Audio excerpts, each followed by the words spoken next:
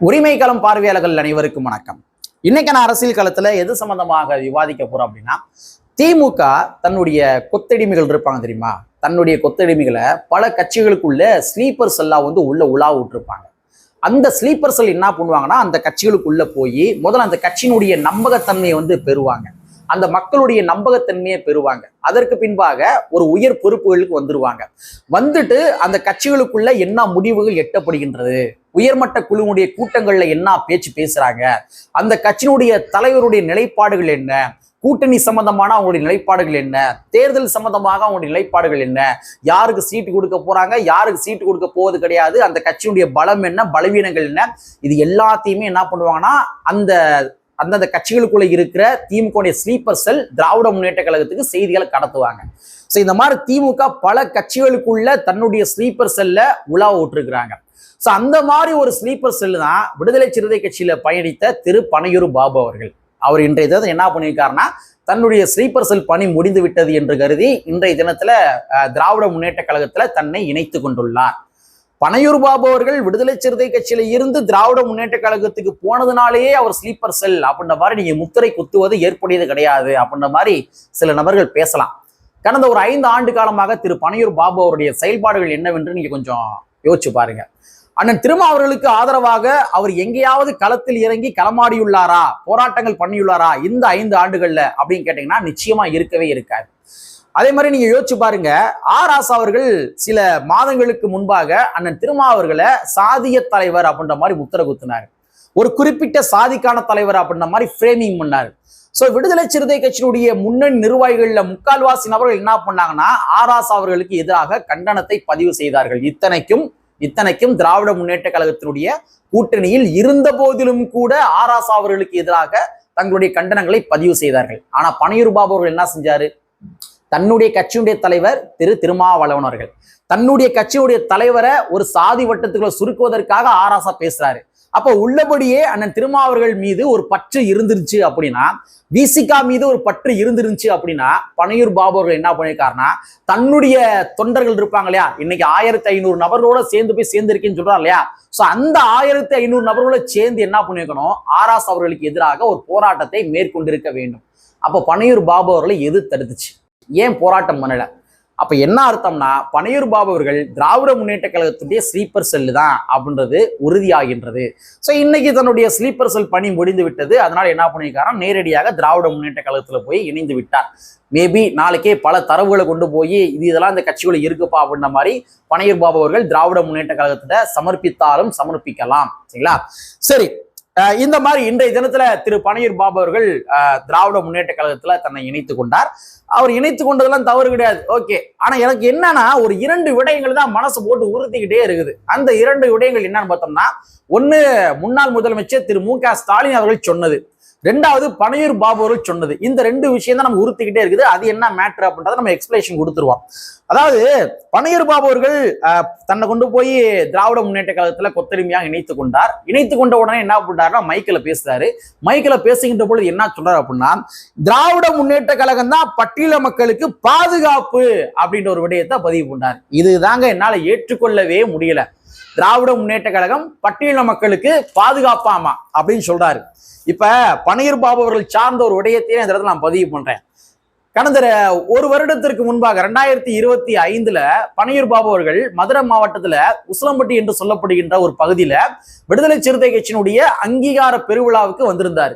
ஒரு சிறப்பு அழைப்பாளரா உள்ள வந்திருந்தார். அந்த நிகழ்ச்சியினுடைய நோட்டீஸ் இருக்கும் இல்லையா, துண்டறிக்கை, அந்த துண்டறிக்கையில யார் யாருடைய பேர்லாம் போட்டிருந்தாங்க அப்படின்னா, விடுதலை சிறுத்தை கட்சியினுடைய நிர்வாகிகளுடைய பேர்லாம் போட்டிருந்தாங்க. அதே மாதிரி கூட்டணி கட்சியான திராவிட முன்னேற்ற கழகத்தினுடைய நிர்வாகிகளுடைய பேரையும் போட்டிருந்தாங்க. அந்த உசிலம்பட்டி பகுதியினுடைய அந்த தொகுதியினுடைய முக்கியமான திராவிட முன்னேற்ற கழகத்தினுடைய நிர்வாகிகள் இருப்பாங்க தெரியுமா, அந்த நிர்வாகிகளுடைய பெயரையும் கூட போட்டிருந்தாங்க. அந்த நிர்வாகிகளுக்கு கொண்டு போய் இந்த துண்டறிக்கையும் கொடுத்து அந்த நிகழ்வுல நீங்க கலந்துக்கணும் அப்படின்ற மாதிரி அழைப்பும் கொடுத்தார்கள் விடுதலை சிறுத்தை கட்சியை சார்ந்தவர்கள். ஆனா பனையூர் பாபு அவர்களே, அன்னைக்கு நீங்க கலந்து கொண்ட அந்த கூட்டத்துல திராவிட முன்னேற்ற கழகத்தினுடைய ஏதாச்சும் ஒரு நிர்வாகியாச்சும் அந்த மேடையில் இருந்தாங்களா? யோசிச்சு பாத்தீங்களா? ஏன் இல்ல? ஏன்னா சாதிய பார்வை. பனையூர் பாபு அவர்கள் கலந்து கொண்ட அந்த நிகழ்ச்சியில துண்டறிக்கையை திராவிட முன்னேற்ற கழகத்தை சார்ந்தவர்களுக்கு வழங்கியிருந்த போதிலும் கூட ஒரு திராவிட முன்னேற்ற கழகத்தினுடைய நிர்வாகிகள் கூட அந்த மேடையில் கலந்து கொள்ளவில்லை. ஏன் கலந்து கொள்ள தெரியுமா? உசிலம்பட்டி என்று சொல்லப்படுகின்ற பகுதி ஒரு சாதி இறுக்கங்கள் நிறைந்த ஒரு பகுதி. சோ அந்த பகுதியில விடுதலை சிறுத்தை கட்சியுடைய மேடையில திராவிட முன்னேற்ற கழகத்தினுடைய நிர்வாகிகளாக நாம போய் ஏறி நின்றோம் அப்படின்னா அந்த பகுதியினுடைய சாதி இந்துக்கள் திராவிட முன்னேற்ற கழகத்துக்கு வாக்களிக்க மாட்டார்கள். அதனால நாம ஏற வேணாம் அப்படின்னு சொல்லிதான் திராவிட முன்னேற்ற கழகத்தினுடைய ஒரு நிர்வாகிகள் கூட அந்த மேடையில ஏறல. இது பனையூர் பாபு அவர்கள் தெரியும்ல. தெரிந்து கொண்டே நீங்க தலித் மக்களுக்கு திராவிட முன்னேற்ற கழகம் தான் பாதுகாப்பு அப்படின்றத நீங்க எந்த ஒரு தார்மீக உரிமையின் அடிப்படையில் சொல்றீங்க? எந்த முகாந்திரத்தின் அடிப்படையில் சொல்றீங்க? அண்ணன் திருமா அவர்கள் இன்று என் மீது கல்லறியும் தம்பிகள் நாளை என் மீது பூவை எள்ளி வீசுவார்கள் சொன்னார் தெரியுமா? அது எங்க சொன்னார்னா அதே உசிலம்பட்டி மண்ணில் தான் சொன்னாரு. சோ அந்த உசிலம்பட்டி மண்ணுல ஏறக்குறைய 25 ஆண்டு காலத்திற்கு பின்பாக ஒரு பொதுக்கூட்டத்தை போட்டாங்க விடுதலை சிறுத்தை கட்சி. அந்த கூட்டத்துல தான் நீங்க போய் கலந்துக்கிட்டீங்க. நீங்க கலந்து கொண்ட கூட்டத்திலேயே திராவிட முன்னேற்ற கழகத்தினுடைய நிர்வாகிகள் யாரும் கலந்து கொள்ளவில்லை என்றால் அப்ப திராவிட முன்னேற்ற கழகத்தினுடைய நிலைப்பாடு என்ன? சாதிய நிலைப்பாடு. அப்ப நீங்க என்ன சொல்றீங்க? தலித் மக்களுக்கு திராவிட முன்னேற்ற கழகம் தான் பாதுகாப்பு அப்படின்னு சொல்றீங்க அப்படின்னா அப்ப நீங்க எவ்வளவு பெரிய ஒரு திமுகவுடைய ஒரு கொத்தடிமையா இருப்பீங்க? இதை எப்படி ஏற்றுக்கொள்வது? கடந்த 5 வருடங்கள்ல பட்டியல மக்களுக்கு திராவிட முன்னேற்ற கழகம் எத்தனையோ துரோகங்களை செஞ்சிருக்கிறாங்க. ஏங்க இன்னைக்கு அண்ணன் வன்னியரசு அவர்கள் அமைச்சராக பொறுப்பேற்றதற்கு பின்பாக வெறும் 20 நாள்ல 15 ஆண்டு கால பிரச்சனையை தீர்த்து வச்சிருக்காரு. அண்ணா நகர்ல, கோயம்புத்தூர் அண்ணா நகர்ல 15 ஆண்டு காலமாக பேருந்து வசதியே கிடையாது. பேருந்தை உள்ள விடுவது கிடையாது. யாரு? சாதி இந்துக்கள். அப்ப அந்த பகுதிக்குள்ள பேருந்து போய் தான் ஆகணும். பட்டியல மக்களை ஏற்றிதான் ஆகணும். அந்த பட்டியல மக்கள் பக்கத்துல யார் உக்காந்தாலும் சரி, உட்காரவில்லை என்றாலும் சரி, நீங்க பேருந்த உள்ள விடுங்க அப்படின்னு சொல்லி அண்ணன் வன்னியரசு அவர்கள் 15 ஆண்டு காலம் செய்யாத ஒரு விடயத்தை, இந்த திமுக அதிமுக செய்யாத ஒரு விடயத்தை வெறும் 20 நாள்ல அமைச்சராக பொறுப்பேற்றதற்கு பின்பாக செய்து முடித்து காட்டியிருக்கின்றார். இன்னைக்கு அந்த ஊருக்குள்ள பஸ் போகுது. அப்ப தலித் மக்களுக்கு பாதுகாப்பான இயக்கம் என்றால் அது திராவிட முன்னேற்ற கழகம் தான் அப்படின்றத நீங்க எந்த முகாந்தரத்தின் அடிப்படையில் சொல்றீங்க? அனுதினமும் விடுதலை சிறுத்தை கட்சியை சார்ந்தவர்கள் கத்திக்கிட்டே இருக்காங்க. ஆணவ படுகொலைக்கு தனிச்சட்டத்தை இயற்றுங்கள். திராவிட முன்னேற்ற கழகம் கேட்டதா? கேட்கல. பட்டியல் சமுதாய மக்கள் ரோட்ல இறங்கி போராட்டம் பண்ணாங்க. தூய்மை பணியாளர்கள். அந்த தூய்மை பணியாளர்களை திராவிட முன்னேற்ற கழகத்தினுடைய அரசு அடித்து தரத்தரவென இழுத்துட்டு போன அந்த சமயத்துல அன்றைய முதலமைச்சர் மு.க. ஸ்டாலின் அவர்கள் கூலி படத்தினுடைய ப்ரமோஷனுக்கு போனாரு. ஞாபகத்துல இருக்குதா? அப்ப பனையூர் பாபு அவர்களே, நீங்க எந்த ஒரு முகாந்திரத்தின் அடிப்படையில் தலித் மக்களுக்கு பாதுகாப்பான இயக்கம் என்றால் அது திராவிட முன்னேற்ற கழகம் தான் அப்படின்னு சொல்றீங்க? 5312 கோடி எஸ்சி/எஸ்டி மக்களுடைய நிதியை திருப்பி அனுப்பியிருப்பதாக ஒரு செய்திகள். எஸ்சி/எஸ்டி மக்களுடைய நிதியை திராவிட முன்னேற்ற கழகத்தினுடைய ஆட்சியில திருப்பி அனுப்பி இருப்பதாக ஒரு செய்திகள். இப்ப திராவிட முன்னேற்ற கழகம் உங்களுக்கு தலித் மக்களுக்கு பாதுகாப்பான இயக்கம். கடந்த உள்ளாட்சி தேர்தல்ல விடுதலை சிறுத்தை கட்சிக்கு ஒதுக்கிய தொகுதிகள்னா பேமல்லபுரம் தொகுதி, நெல்லிக்குப்பம் தொகுதி. இந்த நெல்லிக்குப்பம் தொகுதியிலையும் பேமல்லபுரம் தொகுதியிலையும் திராவிட முன்னேற்ற கழகத்தை சார்ந்தவர்களே போட்டிட்டு என்ன பண்ணாங்கன்னா பேரூராட்சி தலைவராகவும் நகர்மன்ற தலைவராகவும் அவங்களே போட்டி போட்டு வெற்றி பெற்றுக் கொண்டார்கள். அப்ப ஒரு பட்டியல் சமுதாயத்தை சார்ந்த ஒருத்தர் அதிகாரத்தில் வந்துவிடக் கூடாது என்ற காரணத்துக்காக சாதி இந்துக்களான திராவிட முன்னேற்ற கழகத்தை சார்ந்தவர்கள் அவங்களே போட்டி போட்டு அவங்களே நகர்மன்ற தலைவரா மாறிக்கிட்டாங்க அப்படின்னா, பேரூராட்சி தலைவரா மாறிக்கிட்டாங்க அப்படின்னா, அப்ப தலித் மக்களுக்கு பாதுகாப்பான இயக்கம்னா அது திராவிட முன்னேற்ற கழகம் தான் அப்படின்றத எந்த முகாந்தரத்தின் அடிப்படையில் நீங்க சொல்றீங்க? இதை எப்படி ஏற்றுக்கொள்வது? அப்ப நீங்க ஒரு பிழைப்புவாதியா இருங்க, அது தவறு கிடையாது. நான் பிழைப்புவாதியா இருக்கணுன்ற காரணத்துக்காக நீங்க திராவிட முன்னேற்ற கழகம் என்று சொல்லப்படுகின்ற தலித் விரோத கட்சியை நீங்க நல்ல கட்சி அப்படின்ற மாதிரி ஃப்ரேமிங் பண்ணீங்க அப்படின்னா இங்க மக்கள் ஒன்றும் அறியாதவர்கள் கிடையாதுங்க. இது அந்த காலத்துல இருக்கிற முரசொலி காலம் கிடையாது. சும்மா ஒரு பேப்பர்ல ஒரு செய்தியை வெளியிட்டோம் அப்படின்னா அது மக்கள் மத்தியில போயிடும், விவாத பொருளா மாறிடும். அந்தந்த மக்கள் அங்க வச்சே மூளை செலவு பண்றது இந்த மாதிரி அந்த காலத்து முரசொலி காலம் கிடையாது. இது சோசியல் மீடியா காலம்.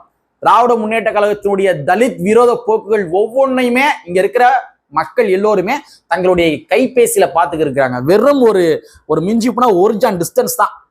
கண்களுக்கும் செல்போனுக்கும் 1 ஜான் டிஸ்டன்ஸ் தான். இந்த 1 ஜான் டிஸ்டன்ஸ்ல திமுகவுடைய அத்தனை அட்டூழியங்கள் எல்லாத்தையும் மக்கள் பார்த்துக்கிட்டு இருக்கிறாங்க. அதனால விடுங்க சரிங்களா. தலித் மக்களுக்கு பாதுகாப்பான இயக்கம் அப்படின்னு சொல்லி திராவிட முன்னேற்ற கழகத்தை சொல்லாதீங்க சரிங்களா. நீங்க பிழைப்புவாதியா இருங்க, நீங்க கொத்தடிமையா இருங்க சரிங்களா. சோ இதைத்தான் அண்ணன் பனையூர் பாபு அவர்கள் சொல்லணும் அப்படின்னு நினைச்சோம். 2வது, ஆதிக்க ஒழிப்பே திமுகவுடைய திட்டம் அப்படின்ற மாதிரி இன்னைக்கு ஒரு மெகா உருட்டை உருட்டி இருக்காரு நம்ம முன்னாள் முதலமைச்சர் மு.க. ஸ்டாலின் அவர்கள். எப்ப அதுவும் கூட பனையூர் பாபு அவர்களை வந்து கட்சியில சேர்த்துட்டு அவர் உரையாற்றுவார் இல்லையா, அந்த உரையில தான் சொல்லியிருக்கிறாரு ஆதிக்க ஒழிப்பே திமுகவுடைய திட்டம் அப்படின்ற மாதிரி சொல்லியிருக்காரு. ஆதிக்க ஒழிப்பே திமுகவுடைய திட்டம். எப்படிங்க வாய்க்கூசாம பொய் சொல்றீங்க? ஆதிக்க ஒழிப்பே திமுகவுடைய திட்டம் என்று எப்படி வாய்க்கூசாம பொய் சொல்றீங்க? ஒரு கிராமத்துக்குள்ள திராவிட முன்னேற்ற கழகம் ஆட்சியில் இருந்த காலகட்டங்கள்ல ஒரு கிராமத்துக்குள்ள சாதாரண சாமானியன் போய் ஏதாச்சும் ஒரு குளத்து கான்ட்ராக்ட் எடுத்துட முடியுமா?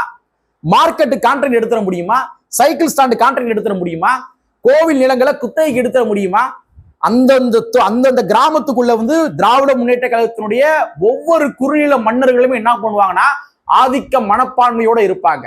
தன்னை தவிர வேற யாருக்குமே இந்த மாதிரி கான்ட்ராக்ட்ல விட்டு கொடுத்துட மாட்டாங்க, உரிமையை விட்டு கொடுத்துட மாட்டாங்க, தொகுதிகளை விட்டு கொடுத்துட மாட்டாங்க, எம்பி பதவி விட்டு கொடுத்துட மாட்டாங்க, எம்எல்ஏ பதவி விட்டு கொடுத்துட மாட்டாங்க, வார்டு கவுன்சிலர் பதவியை கூட விட்டு கொடுத்துட மாட்டாங்க. சோ இத்தனை ஆண்டு காலமாக திராவிட முன்னேற்ற கழகம் செய்த ஒரு அரசியல் என்பது ஆதிக்க மனப்பான்மை கொண்ட அரசியல் தான். அப்ப நீங்க எந்த ஒரு முகாந்தரத்தின் அடிப்படையில ஆதிக்க ஒழிப்பே திமுகவுடைய திட்டம் அப்படின்ற மாதிரி எப்படி இந்த மெகா உருட்டுறீங்க அப்படின்றது தெரியல. விடுதலை சிறுத்தை கட்சியும் கம்யூனிஸ்ட் கட்சிகளும் உங்கள்கிட்ட வந்து சொன்னது என்பது ஒரு இன்ஃபர்மேஷன், பெர்மிஷன் கிடையாது. நாங்க தாவேக்காவுக்கு ஆதரவு கொடுக்க போறோம், காரணம் என்னன்னா நாங்க ஆதரவு கொடுக்கலன்னா குடியரசுத் தலைவர் ஆட்சி வந்துடும், அதனால நாங்க ஆதரவு கொடுக்க போறோம் அப்படின்னு சொல்லி உங்கள்கிட்ட சொன்னது என்பது ஒரு இன்ஃபர்மேஷன். ஆனா மேடை போட்டு முன்னாள் முதலமைச்சர் மு.க. ஸ்டாலின் அவர்கள் என்ன சொல்றாரு அப்படின்னா, நாங்க தான் அவங்களை வந்து அனுப்பி வச்சோம், நீங்க போய் ஆதரவு கொடுங்க அனுப்பி வச்சோம். நீங்க அனுப்பி வச்சீங்களா? நீங்க யாருங்க? விசிகாவுடைய முடிவுகள்லையும் அதே மாதிரி வந்து கம்யூனிஸ்ட் கட்சியுடைய முடிவுகள்லையும் தலையிடுவதற்கு நீங்க முதல்ல யாரு? நீங்க யாரு? ஒவ்வொரு கட்சிகளுக்கும் ஒரு உயர்மட்ட குழு கூட்டம் இருக்குது. அந்த குழு கூட்டம் முடிவெடுப்பதுதான், அதனுடைய அடிப்படையில தான் அந்தந்த கட்சிகள் முடிவெடுக்கிறாங்க. இன்னும் சொல்ல போறாங்க அந்தந்த கட்சியுடைய தலைவர்கள் எடுக்கின்ற முடிவு. ஆனா நான் தான் உங்களை அனுப்பிச்சு விட்டேன் அப்படின்ற மாதிரி இந்த ஆதிக்க மனப்பான்மையில பேசுவது என்பது எவ்வாறு ஏற்றுக்கொள்ள முடியும்? உங்களை கேட்டது என்பது வெறும் பெர்மிஷன் கிடையாது, அது வந்து ஒரு இன்ஃபர்மேஷன், தகவல் சொல்றதுக்காக வந்தாங்க. தகவல் சொல்ற வந்தவங்களை புடிச்சுக்கிட்டு நான் தான் அனுப்பி விட்டேன் அப்படின்ற மாதிரி அதே ஆதிக்க மனப்பான்மையில பேசுறீங்க. ஆனா நீங்க ஆதிக்க ஒழிப்பே திமுகவுடைய திட்டமாமா. அதனாலதான் இன்னைக்கு தோழர் சண்முகம் அவர்கள் என்ன பண்ணிருக்காருன்னா எங்க கட்சியுடைய முடிவுன்ற மாதிரி பலார்னு சொல்லி இந்த நரேட்டிவ் எல்லாத்தையுமே கொடுத்திருக்காரு தோழர் சண்முகம் அவர்கள். அப்ப ஆதிக்க ஒழிப்பு திமுகவுடைய திட்டம் அப்படின்றத நீங்க எந்த ஒரு மனப்பான்மையின் அடிப்படையில் சொல்றீங்க அப்படின்றது தெரியல. விரக்தியினுடைய வெளிப்பாடு. அதனாலதான் நீங்க அனுதினம் ஒப்பாரி வைத்துக் கொண்டிருக்கின்றீர்கள். திராவிட முன்னேற்ற கழகத்தினுடைய ஆதிக்க சிந்தனைகளுக்கு இன்னும் எத்தனையோ விடயங்கள் பட்டியலிட்டுக்கிட்டே போகலாம். பட் இருந்தாலும் நேரத்தின் கருதி போதும், நாளைக்கு மீதி வச்சு பேசுவோம் என்பதை கூறிக்கொண்டு கற்பி ஒன்று புரட்சி என்று புரட்சி அமைப்பின் வரி கூறிக்கொண்டு விரை செய்கின்றேன். நன்றி, வணக்கம்.